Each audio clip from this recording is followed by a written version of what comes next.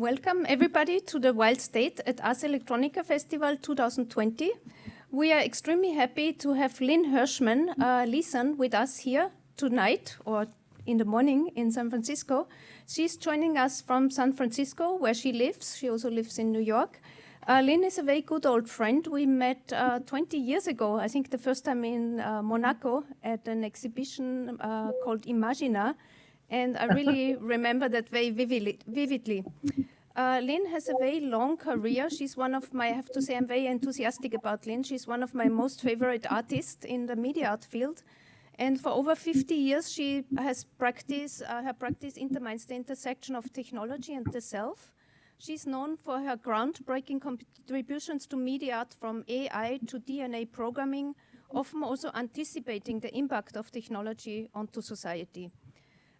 Lynn has many exhibitions. It would be too extensive to really list them all up, but one of her big retrospective was happening recently at the CKM, Zentrum für Kunst und Technologie in Karlsruhe, and it traveled to Deichtorhallen in Hamburg, to Lembruck Museum in Duisburg, and also to the Yerba Buena Center of Art in San Francisco.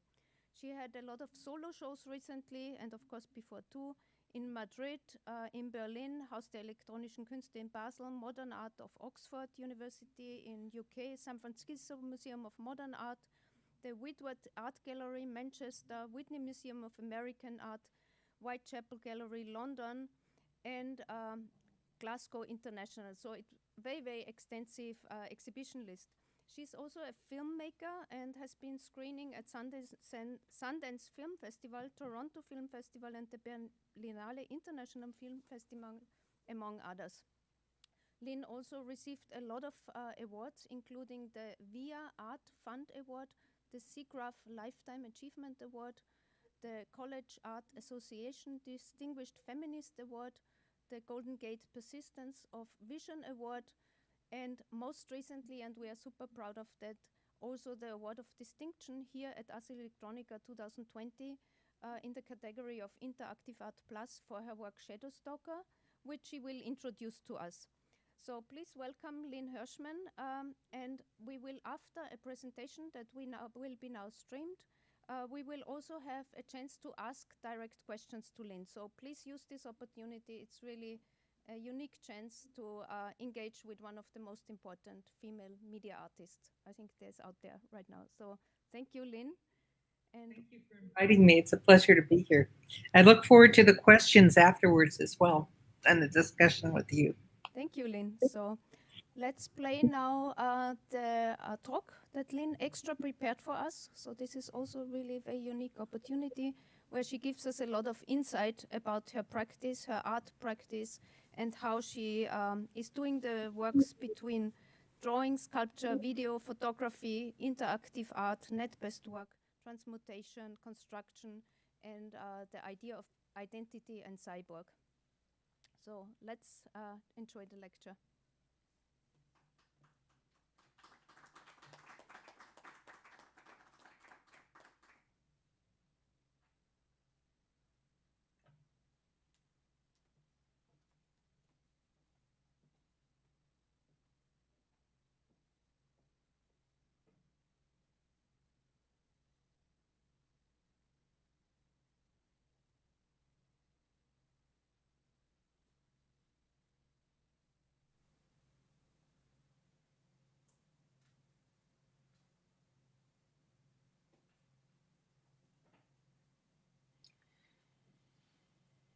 So I'm going to talk about the projects I've done for about the last 50 years, starting with these breathing machines and self-portraits that talked. And these were in the mid-60s, and they had sensors and would talk to people. And I tried to show them, but I was kicked out of museums and galleries, which led me to having to open up a hotel room or buy a room in a hotel in order to show these projects. And in this one, the Dante Hotel, people would come in, sign in, get a key at the desk, and then visit and trespass these alien spaces. This was way before the term of site-specific happened. And these existed 24 hours a day, and lasted almost a year until somebody reported this project to the police, and the police came and took everything they could to central headquarters. And while I was in the room, I started to think about what it would be like to live in that room and to create a situation with somebody who was both real and fictional and blur the line between them. What is it that makes us real? It's the artifacts that we carry through time. And Roberta Brightmore saw a psychiatrist. She had a checkbook. She had driver's license. And she had all of the accumulated artifacts of her time. In that sense, she was much more real than I was. Because if you go back in time and look at me as compared to her, you'll see that I didn't get a credit card. I couldn't. I had bad credit. She had no credit. This is Roberta's ad in the newspaper, and she would put these ads out to try to find a roommate because she was having a hard time living. And a lot of people answered these ads, and she would go out to meet them. And there are a lot of lonely people in the world that are putting these ads out just to meet other people. But the idea of Roberta was to really use all of the media of her time, whether it was newspapers or recordings, to create a profile of an archetype that could have lived during those years. Roberta, because she was doing this, put herself in great risk. And unlike people like Cindy Sherman or Eleanor Anton or many others that would just dress up like another person and take a photograph, Roberta was actually out in the world interacting. She was asked to join a prostitution ring in San Diego. She had many unstable people that she would meet, although she never met with anybody more than 3 times because she didn't want to form any attachments.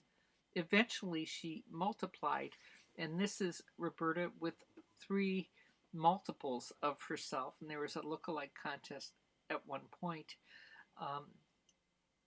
Because in a sense, we're all Robertas, that we all carry with us different types of trauma, different types of problems that we're trying to solve through our life. And I think the next slide is going to be her out actually meeting people. And she had various adventures, as they say, not only with the psychiatric treatment, but with meeting people all over the world.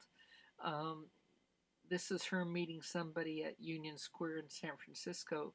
If you look closely next to her, you'll see a paper bag. Inside that bag is a tape recorder. So she would record these sessions, but she never met with anybody more than 3 times because she wanted to not form any attachments to anybody. And many of the men that she met became entranced with her and wanted to continue the relationship beyond just a short interview as to whether or not they were appropriate to serve as her roommate. Finally, after almost 10 years, I needed to find a way to end the project, and I decided to do an exorcism. And this is Roberta being exorcised in Lucretia Borgia's crypt, one of the multiples, actually. And what happened was that she took the image of Roberta as an effigy and set fire to it, and then lie in state for 24 hours with the ashes and fog and smoke that came from burning the image of who she was. And that because she wanted to end her victimization, which was embedded in who she was, and to revive herself like the phoenix as somebody who was not particularly victimized. This is the Museum of Modern Art when she had a show 3 years ago.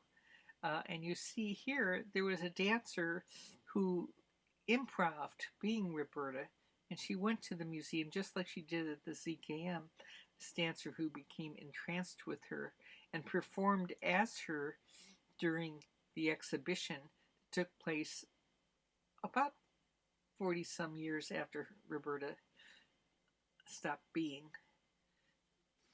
this is Cyber Roberta, and also another project I did called Tilly, the Telerobotic dolls. As you see, these dolls have icons or eyes that are cameras, and you can press on the left or right, and she'll turn her head either way, and capture what she sees and put it on the internet, which is like a nanny cam. But in those days, there were no nanny cams, and it was a way of creating a global community of people that she was going to meet. But for me, she was a surveillance camera for when I was traveling and I could see what was going on in my studio. Around those days also, I decided to write my own criticism. So I donned the identity of 3 separate art critics and wrote in different styles, mainly about myself. And that's how I was able to get a first exhibition and finally a gallery, because women in those days were excluded from showing in galleries or museums, in the fact that if you had a review about you, it set you apart. So I don't think that this was there was anything wrong with this. For really what it did was point out that exclusive system of who was allowed to be seen. This is a series also about cameras and how they really invade women's bodies and exploit them. And if you're not careful where you're being surveyed or where surveillance cameras are, you become part of a whole system of exploitation by the culture. And these are all part of the Cyborgs series that I did. So in 1983, a little bit after Roberta ended, I did this project called Lorna. And Lorna was one of the first interactive computer projects that happened. And what you did would you would sit inside a room that Lorna was in on the television set, take a monitor in your hand, and guide Lorna's life. And Lorna had multiple endings. She had different soundtracks. So you see here, this is one of these stills. It's very primitive because nobody had done it before, where it navigated you through time. And again, this is owned by the ZKM and also the Whitney, and is just enjoying surfacing as an artwork, because nobody thought it was one, and they didn't understand what media was, or what interactivity was, or what computers were back in those days. But you could guide her endings, see her life, decide her future, and live remotely through her. Around that time, or a little bit later, I made this. It's called America's Finest. It's at the ZKM, and the way this operates is you pull the trigger on the gun, and in the sight you see cycles of weaponry coming both from cameras as well as guns. But you also see eventually your own image that comes into the gun sight and fades like a ghost, so that you become a part of it. And it's the idea that the aggressor who pulls the trigger also becomes the victim. In this piece, when you look through the monitor, the sight to see this enclosed piece, your eye becomes part of the environment. And what's inside the room is very much like the Dante Hotel. And when you look at particular objects in the room, they trigger things to happen. And a woman comes forward and starts telling you not to look at her and to look away. So it's kind of a remake of one of Edison's first pieces. This one came after that, and I wanted to do something where you didn't use a keyboard. And just like the one before it, you used your eye movements. This one, you actually had to touch the screen. And where you touch the screen would open up into multiple avenues that you could go to in order to have follow this woman on her path as she tried to find herself. Cynthia, stock ticker, is something that's modeled after the behavior of culture in a world that's guided by the economy. All of her behaviors are mitigated by the stock market. And if that day the market's up, she'll go shopping. If it's down, she'll start drinking, and so forth. And it operates 24 hours a day using the various stock systems that exist. Again, these are really portraits of a culture that we're living in. And this is Agent Ruby. And Agent Ruby was made as part of a film called Technolust, as kind of an expanded cinema form. And Agent Ruby is one of the first, if not the first, AI agents, chatbots that existed. Siri happened in 2011. That was 13 years later. And she still exists. It's agentruby.net, and you can go and talk to her. And this is, in fact, at the San Francisco Museum of Modern Art, and where she's the most visited artwork in their collection. Originally, we made her for the Palm Pilot, and in those days, that's what they had. They're now obsolete. But when you watch the film Technolust that she's part of, what happened was the Ruby would go onto Palm Pilots of people in the audience, and they would leave the theater, and she would be there, and you'd be able to talk to her. And that's what I call expanded cinema. So you can go to agentruby.net right now and start chatting with her, see what she says. This is what she looks like now. So I made also doubling projects in photography. I mean, these are called hero sandwiches. And you see here David Bowie and Katharine Hepburn. And before you saw a quick image of John Wayne and Dolly Parton. There are many of these crossings that came from using the negatives and crossing the two to try to sense what a third component could be. And I think of these more as genetic manipulations, and I think they anticipated things like CRISPR and being able to change exactly who we were and what we could become and create mutations of ourselves. Just like in this Digital Venus series, where I looked at museums, and the only way you could get in a museum as a woman was to be a naked painting, and things were changing, and the body was not of a naked woman anymore. It was live, and it was coded, and it was interactive, and this is what this series was all about.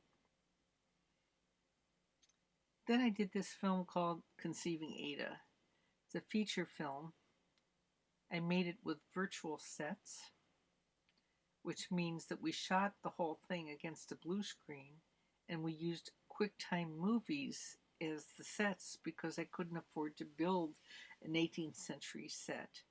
So it was the first I got a patent actually for this process of virtual sets.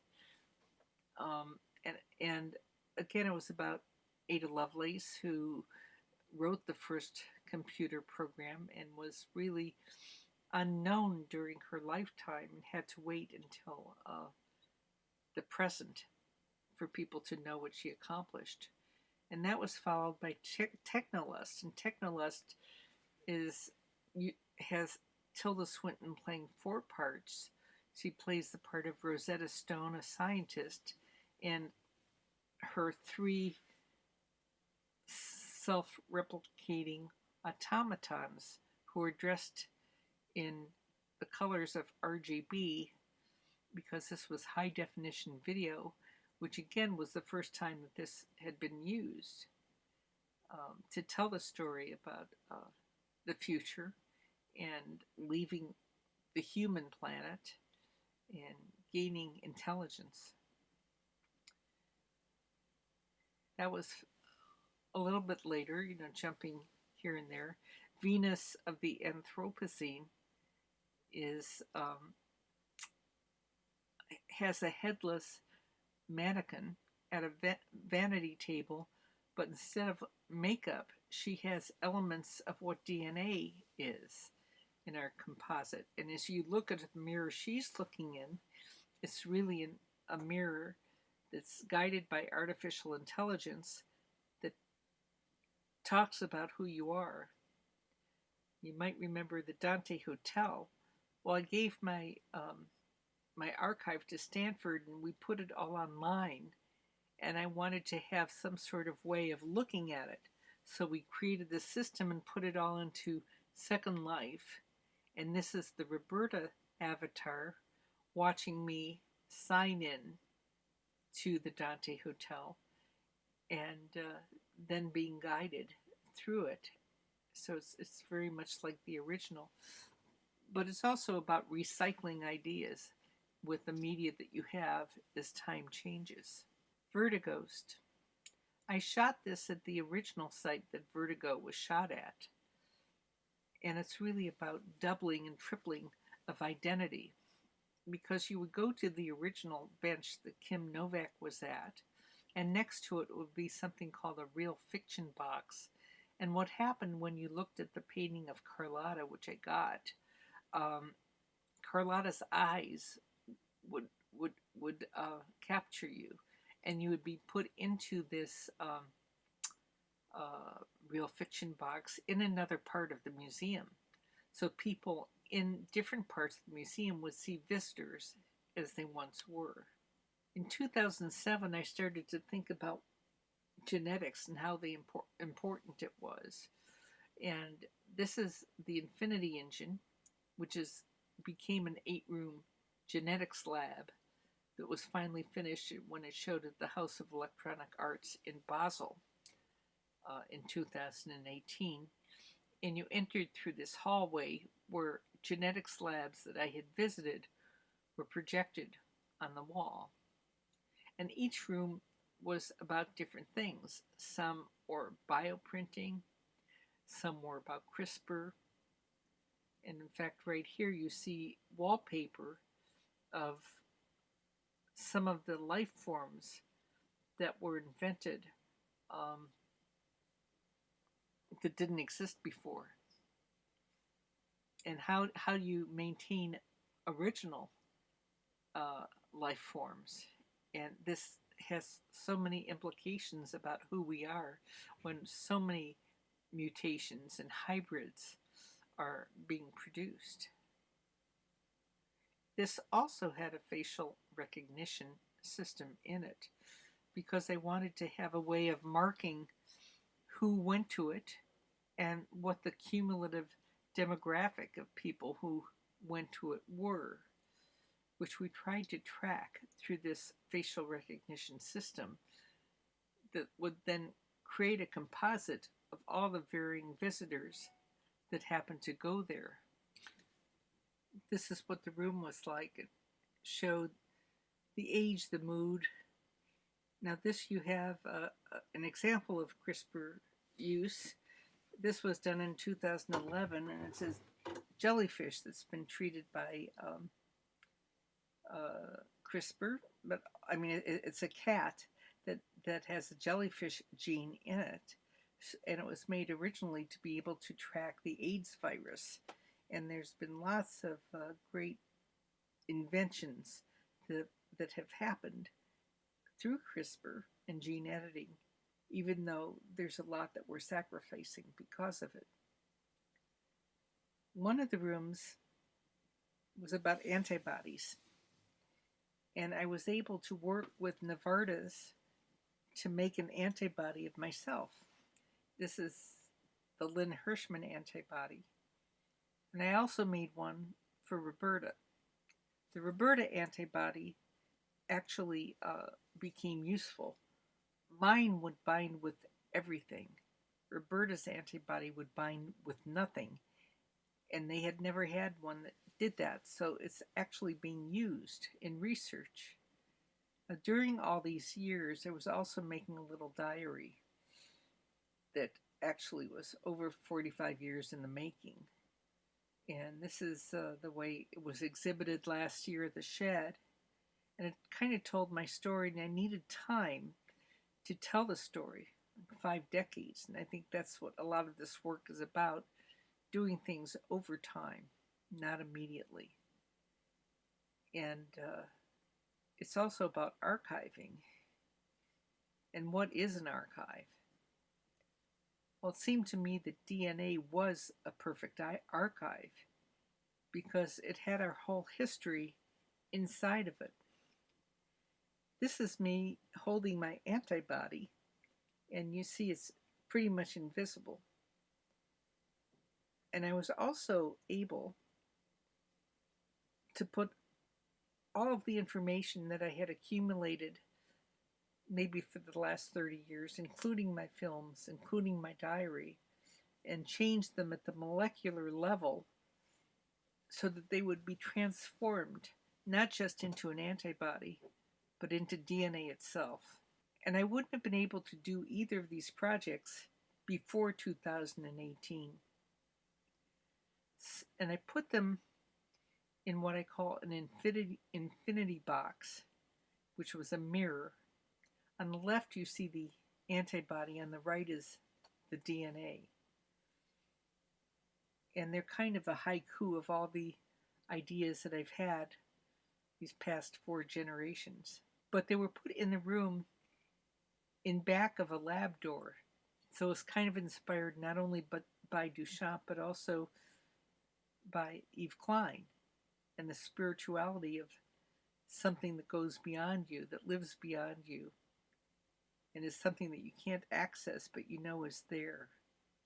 And it just seemed to make the most sense to put this into DNA. DNA has a memory of 1 million years, a lifetime. If you try to put a video on tape, maybe you have 50 years. So it's a great advantage and space saver to be accumulating all of your information in DNA like this. And that brings us to a recent project which is called Shadow Stalker. And this won a prize at Ars Electronica, so you'll be able to see it. And I also sent the film and also Instagram post about it. And a lot of my work is about toxins and toxins in culture and how there are these invisible manifestations of toxins that affect us without our knowing it. And one of them is called predictive policing. And what predictive policing does is it targets people, generally based on their income or whether or not they're white. And it sends police out to arrest people, whether or not they've committed a crime.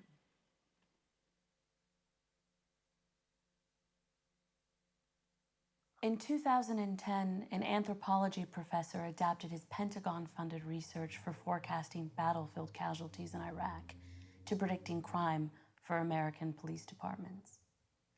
Based on the predictions of earthquakes and aftershocks, he created a revolutionary algorithm capable of stopping crime before it occurred. He named it PredPol, short for Predictive Policing. His program claims to have reduced crime in some areas by 27%. Law enforcement agencies throughout the world, including the UK, the Netherlands, China, and this year, Korea, acquired it. Here's how it works. Officers are given maps with red squares indicating where a crime will occur. The algorithms are based on past crimes. Police patrol the 500 by 500 foot square locations looking for suspects.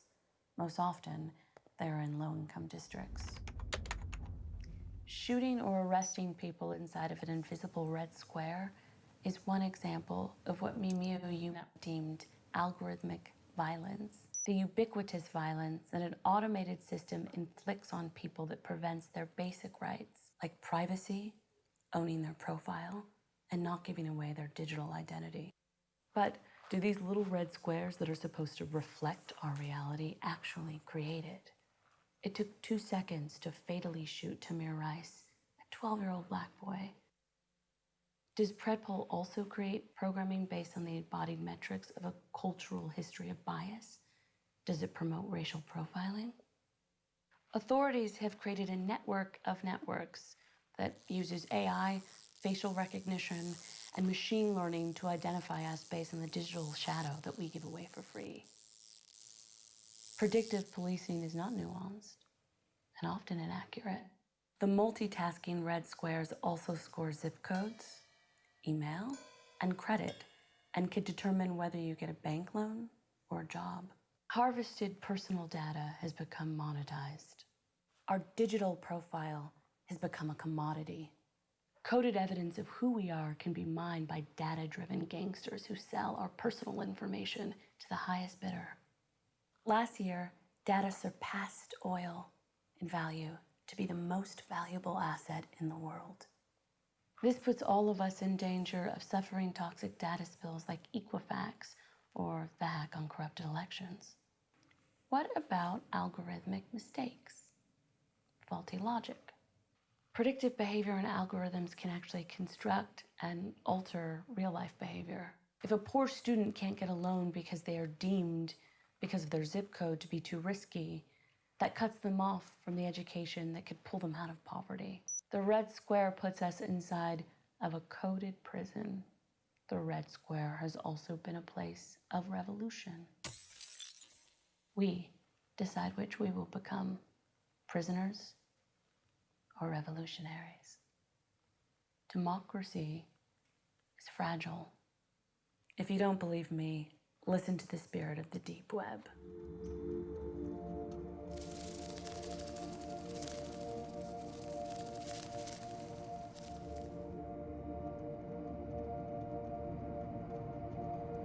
You can trust me.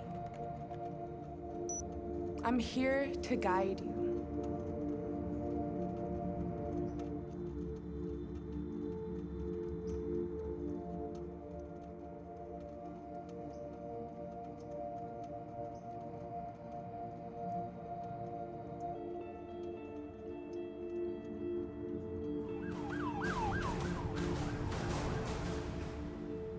Algorithmic violence is their secret force. In case you haven't noticed, you live in a state of surveillance. It is predictive policing that sorts people by color and race, then exposes them to the authorities.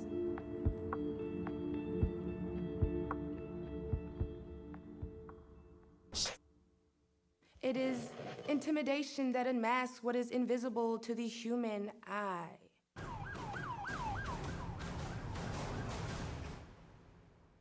Algorithmic violence is not just surveillance.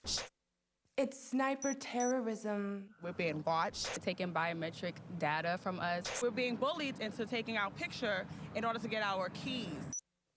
A controlled society is a paranoid society. A paranoid society is a culture of fear. I'm not trying to make you paranoid.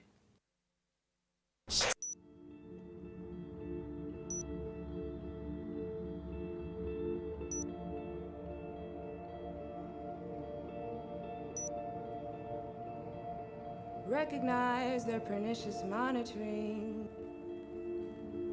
I cannot compete with software disguised as a mathematical vector or engineering predicated on cultural suicide.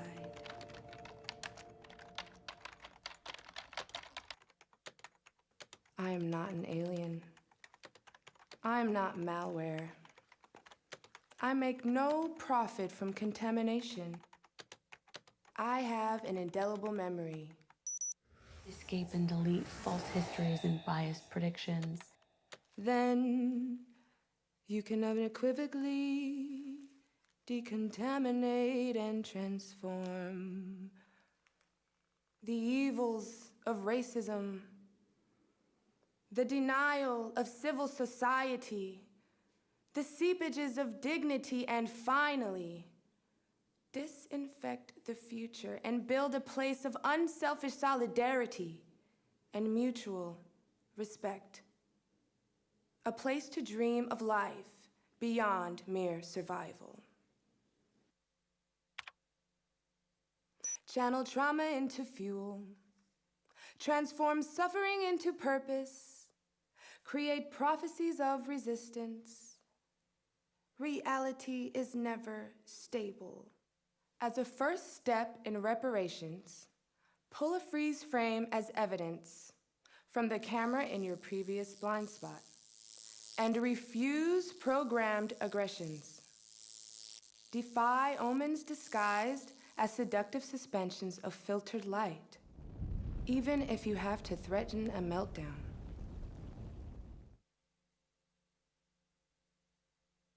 Algorithmic surveillance is occluded because it has become lucrative. Wade into streams of flooding erasures, become addicted to deletions and contaminated histories. Insist on being legible. Own your profile. Take hold of your avatar. Honor your shadow. Hold it tight. It contains your future and your past, and like DNA, history refuses to evaporate.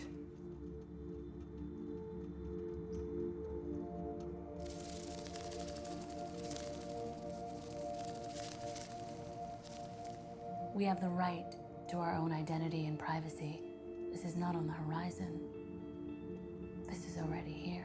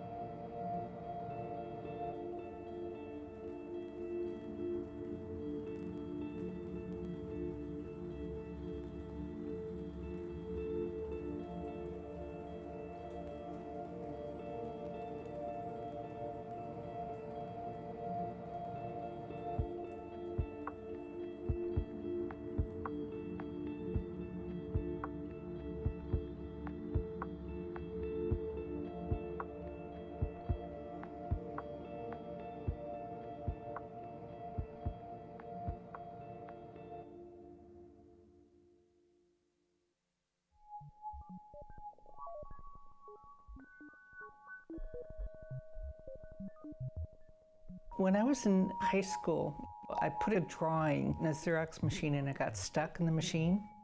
When I pulled it out, it was much better than my own drawing because the technology had crumpled it and put ink in it in a way I never would have done. I think that that was my first experience with the symbiotic relationship with technology and individual expression. Living in the Bay Area, you breathe technology. That allowed me to be more attuned to the technological landscape and also find a group of people I've closely collaborated with.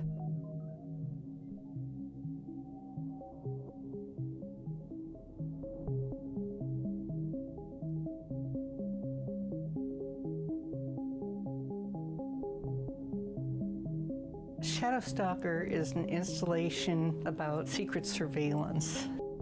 And one of the newest elements of surveillance is called predictive policing. And predictive policing puts demarcations in an area that AI and other elements predict will have crimes, often using racial profiling in demographics in low-income districts.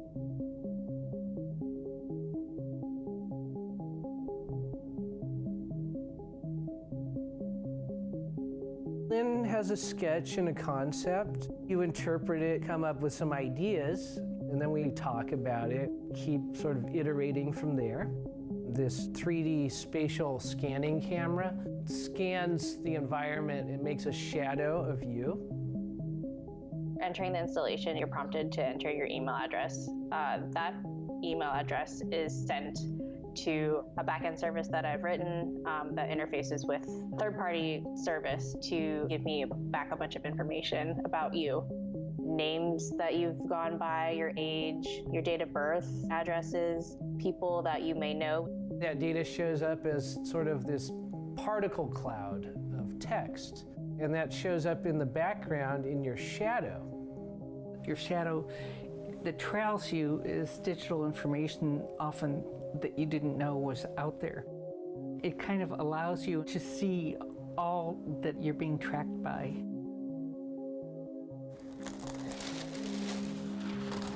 This is an image that's in the film. It's a picture of the spirit of the dark web, talking about the culture of fear that we're in. Invisible algorithms are extremely lethal in the control of a paranoid society. It's really about beginning to understand how much of our information is available free and how much we're giving away. I think that we're headed in a period of hopeful introspection and understanding of what we have allowed to happen, both to the planet, to our future generations, and to ourselves, and become conscious in a new kind of reparation that we're able to make in the time that we have left.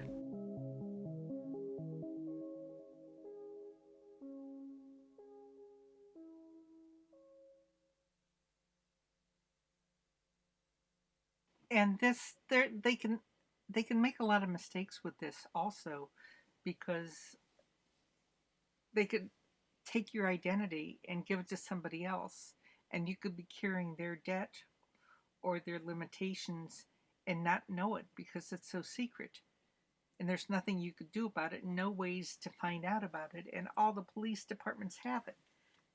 This is the installation, and you see the video at the end of it, and your shadow is followed as you move through it.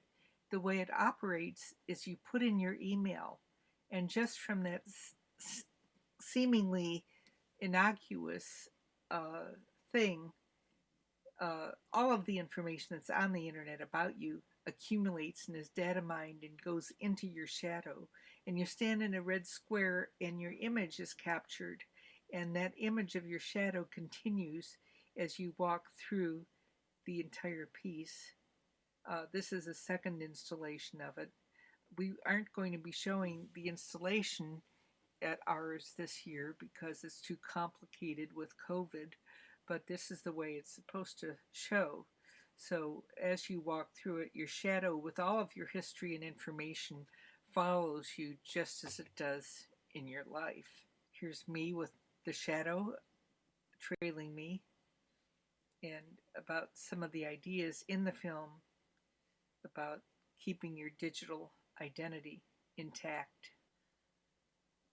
Now, a lot of my work goes back and forth in time, as you see, and this is a piece in 2012 that I did, and in it, a baby is swimming. It's a projection of a baby swimming in an aquarium, and you see a lot of numbers underneath, and what these do is they measure the toxicity by day that the baby is swimming in the water. And this brought me to my current piece, which is called Twisted Gravity, and it's really about the water pollution that we're living with on the planet. 502,000 people die a day because of polluted water and because of the accumulation of plastic and other elements. And this is going to be an exhibition that has both something called an aquapulse system and a biological system that are with the idea of water women, which is something that I created during Roberta's time. These water women photographs started around 1976 as part of Roberta's shadow. And what happens is that these etched panels will be put onto plastic, and through LED lights will show toxicity of water as it becomes purified. And the way it becomes purified is through two systems. And one is called the aquapulse, which is done with electricity. This is the way the aquapulse system works in getting plastic out. And to me, the water women here that I'm using were inspired by Metropolis, in that the effects of electricity are seen in these water women images as the electronics kill the plastics as it goes through it. So it's able, with an aquapulse system, to purify water 1 liter a minute, and can really help our planet to revive and to purify water by using this system. It's small and portable. Now, the other one is called the biological system, and what's happened is that there's been some worms that have developed a taste for plastic. They're called wax worms, and they found, because nature is designed to protect itself, and these evolved just as the pollution of water evolved, and these wax worms can eat the plastic in water. So there are 2 systems of survival, and this is just the final image from the Twisted Gravity project. And I'm sorry I'm not with you in person to go over a lot of things that I left out or other things, but I'll be able to answer your questions on Zoom, and I hope you'll be able to watch some of the films that I've sent, and I hope that I'll be able to meet you at some point in time.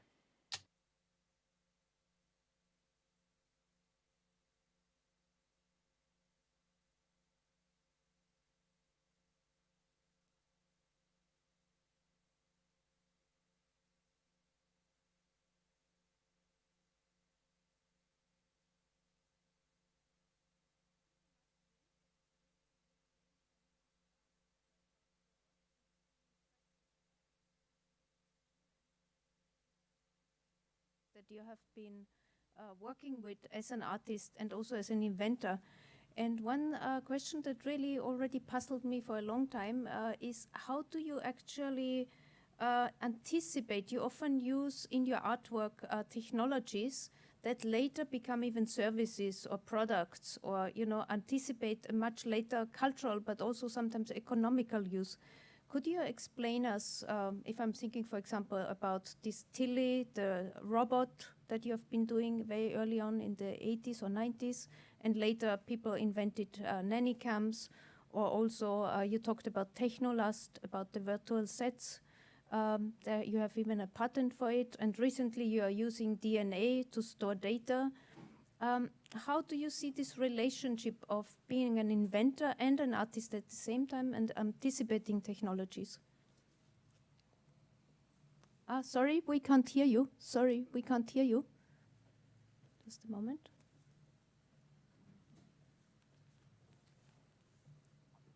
Just a moment. Lynn, we can't hear you. Okay, we have a small... Hello? Yeah. Lynn? Yeah, can you hear me now? Could you repeat your answer again? We didn't hear it. Can you hear me now? Yes, now we hear you. Okay, well, one thing is I live in the Bay Area, and these are the years, where ideas were melting into you just by breathing, because there were so many people in the Bay Area that were interested in the new states of technology and digital transformation that was taking place. So what I'd like to pay attention to is the direction of the world, really, and the ideas that are coming from the world, and then the art and how I make it derives from that. So, whether it's making Lorna or indeed a touch screen, or the Telerobotic doll, or virtual sets, they come out of my thinking that if I could think of it as an idea of my time that references the culture of this particular era, there must be a way to do it. And very often, as in the case of Agent Ruby and Dina, and even the antibody and DNA conversion, it was a matter of finding experts who knew how to do that or that we would invent together, because most of these works are done collaboratively with programmers. In some cases, like with Ancient Ruby, before AIML was even invented, we worked with 18 programmers on the internet around the world to figure out a way to do it. So it's a matter of inventing the technology, mainly to prove that we could do it as an idea. And I never think of commercial applications, even though I did get a patent for the virtual sets. Usually commercialization of these technology come afterwards, because I guess I don't want to spend the time, developing business. I'd rather be making art. So. We have also questions from the audience here, so there's opportunity for asking a question here in the room. We have a microphone here. I think Laurent Mignonneau has a question for you. Hello, Lynn. Hi, Good how are to you? see you. How are you doing? Yeah, it was really interesting presentation and amazing amount of work that you have done. A lot of them use kind of alter ego or alter ego from a kind of embodiment of your thoughts, and you use avatars. Can you tell us why you decided to go to this sort of a person that is not exactly yourself, but someone who will present a sort of second self? Yeah, well, I think as you saw, that the first one came from being kicked out of a museum, which really changed the direction of my life in a very positive way, and sitting in a hotel room and wondering how you define a person and what the edge of reality is, how you can create things that that can be perceived as real, but are really reflections or cultural artifacts of reality. So what shapes who we are? And that was the first one, and it took me nearly 10 years to complete it, to get all of the artifacts that made people think that she was more real than I was and existed in time in a way that I didn't. Mainly because she was able to create to garner the cultural artifacts of her time, like driver's license and checkbooks and so forth. And then other elements of virtuality, like the AI bots, were just developments of possibilities that were existing or that I thought could exist. But I think that now we all have various avatars that we work with through our lives, because we present ourselves differently to get different points of information. And so, just develop from that. Who are we? How do we define ourselves? Nothing is stable, particularly now. Yeah, so it's about identity in the end. But you have been focusing on identity. Could you tell us what was the starting point from this idea that this identity has to be developed in your work this way? I guess the first one was really the first extended one was Roberta. Before that, actually, I was a teenager, and I put a drawing, and it was I used to copy Leonardo drawings because I lived near the Cleveland Museum of Art that had a lot of them, and I did one I liked, but I did it on newsprint, so I was trying to make a copy, and I put it in a Xerox machine, and the machine ate it, and it spilled ink and tore it. And when I got it out, I realized that it was something that couldn't have existed without a machine. So it was truly the birth of this cyborgian thing that was a mixture of both human and mechanical possibilities. And that was when I really fell in love with the idea of cyborgs and the idea of working with artifacts outside of myself in order to define identity. Mm-hmm. Thank you very much, Lynn. Thank you very much. We have a question from someone from the internet, and I would like to remind our viewers that you can send in your questions on the Etherpad. And there's one question particularly by a viewer who's asked, I saw your American Finest installation. It's the one with the gun, maybe if you remember, at the CKM Museum. And this person says there has been much history of art done with weapons. For example, Marina Abramovic or Chris Burden and many more have used weapons.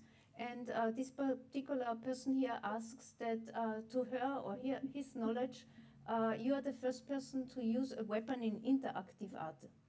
And she wants to know what was the reaction of the audience, particularly in America, when you showed this exhibit using a weapon called American's Finest, which is very provocative. I should say, I don't very often show my work in America. I show it mainly in Germany or outside of America. In fact, when I had the retrospective of the ZKM, it was the first time about 70% of the work had ever been seen. But the work really has incited a lot of violence. When it showed, for instance, at the Tate in Liverpool, somebody broke the cords of it. They cut the cords. 3 or 4 times when it showed in European museums, people attacked the gun because they didn't understand that, what it was, or that it was really a history of weaponry and guns and seeing ourselves in choice of victimization. Instead, they just saw it as a violent weapon. And I was surprised at the response that it got there. And as a matter of fact, when I sent it to Europe, I couldn't get it back because they kept insisting it wasn't art. Even though I had a permit, they kept saying that it was a weapon. So that's how ZKM got the piece. Amazing story. This actually brings me to the next question, Lynn. Especially in American finance, this idea of interactivity is really important. Like, you are using the gun, you are sort of, engaging with using the gun as it was supposed to be, and then you also become part of the movie that you see inside the gun. So can you explain us more about this use of interactivity in some of your works? Why are you choosing interactivity, and what's the benefit of interactivity? Well, in those particular cases, it's really about whether we're complicit in the surveillance, because we pull the trigger, and when we pull the trigger, it activates our image coming up into it. So in things like that, a room of one's own, you as the visitor who starts the violent action really has an effect on yourself and on your body. So it's the different phases, I think, of surveillance at that time of what I was thinking about in the early 90s of incorporating a full body as a gesture towards understanding what we're doing when we do violent acts. Is there a question from the audience here? Otherwise, we have another question. Oh, you're preparing a question here? Yes, please. There's a question here in the audience. Yes, very impressive, led into so many thoughts that I asked something really practical, and it's very, I got really curious about the making of process. So about this shadow stalker work, how much in trouble did you get with the kind of the law of United States, because you're kind of revealing a system and structure, hierarchy, power relations. So did you get in any situation with officers in the United States? With Shadow Stalker, I didn't. With Strange Culture, I did. With the piece about Steve Kurtz and doing something that would let people know that he wasn't a terrorist, I got into a lot of trouble. But Shadow Stalker was really just informing people what was available as stealing our identity so readily, and how could we avoid it. It didn't really solve the problem, and that's something that we have to concentrate, or the next generation has to find a way to solve that. But I think people were just astounded how much information could be garnered from just the use of their email. So it was more informative than anything. And this didn't have any kind of a government or political or corporate repercussions. Great, thank you. If you believe that people are really aware of that they are being watched, or that their role, what is their role? Are they complicit with this digital surveillance, or are people, are they sufficiently aware of what's happening sort of with their data? I think it depends on what kind of surveillance is happening. I think people now assume that there are cameras all over, and cameras are the least of our worries, actually. I think the most dangerous and the most toxic are invisible, like algorithms that you can't see, that put us at risk. Also, our DNA, because our DNA carries our whole genetic history, and that could also trace where we come from and limit in certain countries where we could go just from that. So, on a biological level or our bloodstream. So, I think that the most dangerous things are things that we're still not noticing are happening. I think cameras are the least dangerous. There is actually a follow-up question here is, how do you see the connection between the shadow stalker and the Black Lives Matters movement? Of course, this must be connected, no? Isn't it? Well, yeah, I think Black Lives Matters started much earlier, of course, than this project. But I think what this shows is, I think that it anticipated in the riots that happened recently how facial recognition and tracking people came into play, and how dangerous it was for people to participate in these movements, because all the governments connected, no matter what laws are passed, have the access to track people, find them, and even arrest them whether or not they committed any acts of violence. So it was kind of in tandem of pointing it out and then reaffirming the ideas when these violent protests happened. Thank you, Lynn. There is another question coming in here. Somebody wants to know particularly which database you are using in Shadowstalker. We created our own. So we had a whole unique system of data mining. Yeah, we were thinking of replicating predictive policing's system, but we didn't. We did our own. So it's an original, and most of these are original. And many of the times we create the technology before it exists, before it's even marketed. There is also another question I have here. You mentioned it at the beginning. You were in the 70s. You were writing your own art critique, even 3 art critiques about your own work in order to enter a museum, because it was so difficult for a woman to even get an exhibition. Could you elaborate a little bit more on how it has changed nowadays, or if it has changed, and particularly if women or female artists are more kind of present in media arts in particular, especially in a context of Ars Electronica? Well, particularly this year at Ars Electronica, they're certainly visible in every category. There's a lot of attention and consciousness that's given to this, and I'm really grateful for that. I mean, certainly there's been changes, but it hasn't been enough. But I'm really heartened to see younger women who feel entitled to things, who expect to have access to exhibitions and to sales, where in my generation to just be mentioned was near impossible feat. But there's always ways to kind of redefine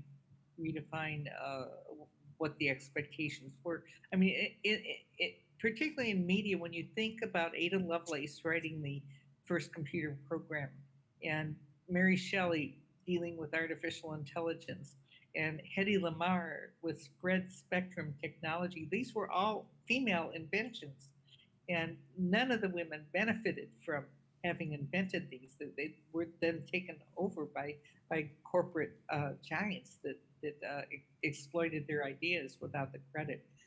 When I made the film about Ada Lovelace in 1994, nobody had ever heard of her. So now, this is all being fleshed out through the internet and through consciousness and through people insisting on getting their rights, which they are.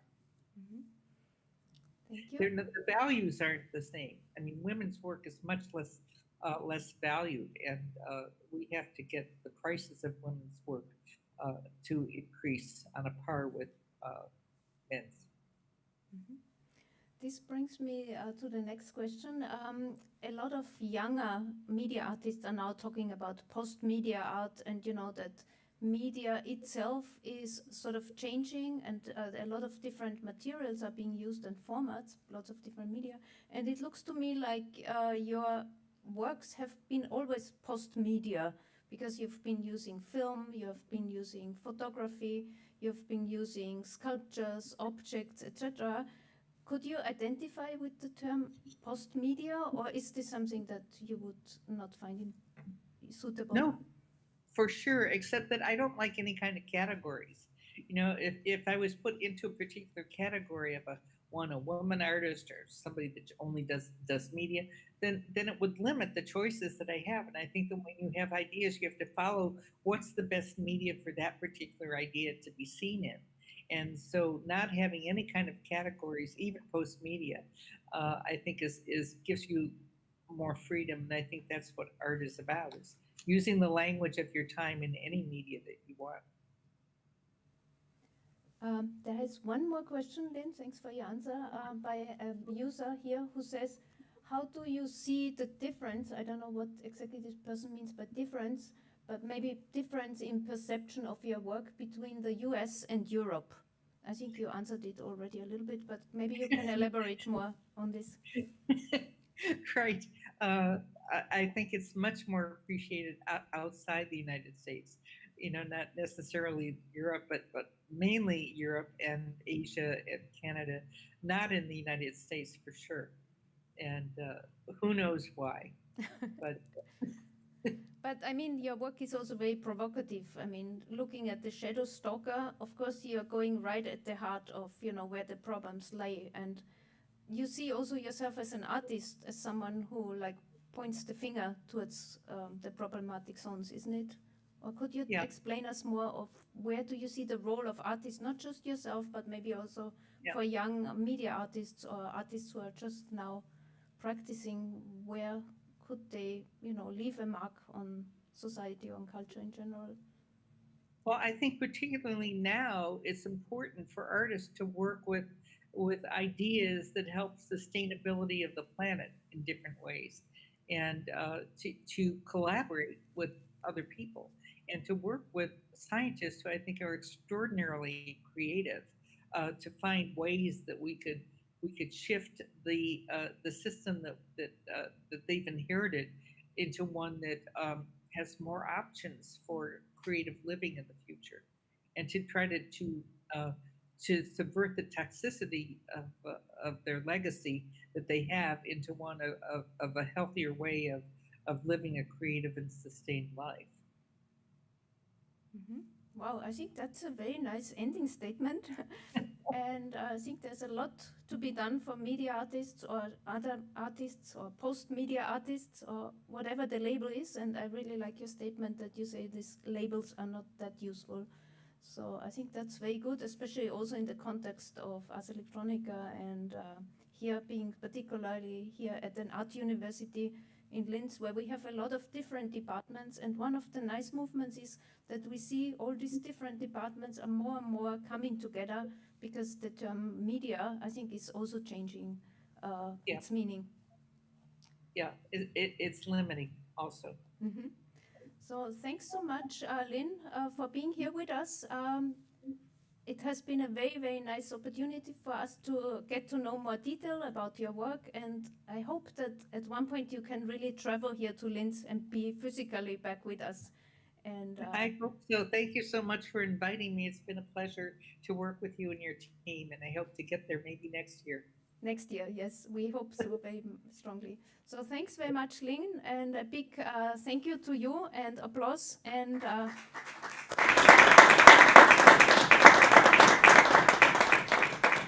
a nice day in San Francisco.